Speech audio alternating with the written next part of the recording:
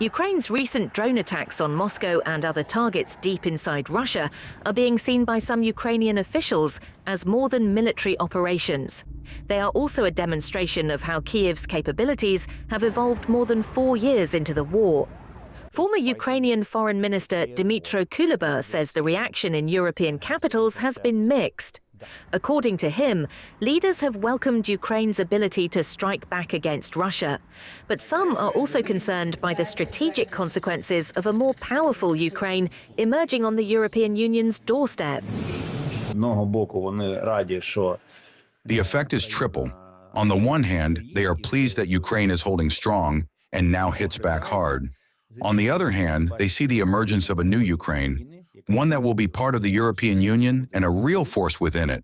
And thirdly, they're terrified about what happens with Russia next. Europeans fear uncontrolled developments there. It paralyzes them. His comments come after Ukraine launched what Russian officials described as the largest drone offensive against Moscow since the full-scale invasion began.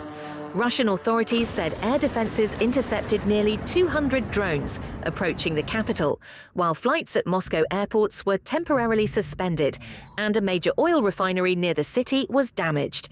Kuleba says the impact of such strikes goes beyond physical damage, arguing that repeated disruptions to airports and logistics undermine Russia's sense of security.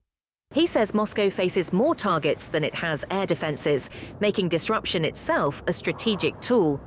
Meanwhile, in his latest daily address, President Volodymyr Zelensky highlighted Ukraine's growing long-range drone capabilities. There's also a reason to thank our warriors, especially the warriors of Ukraine's Special Operations Forces.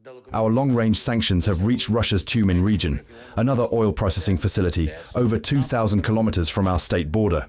An effective strike. The job was carried out by the new, upgraded FP drones that can now reach targets at distances of 3,000 kilometers. As Ukraine's long-range strike capacity grows, Kyiv is also working to secure additional Western support.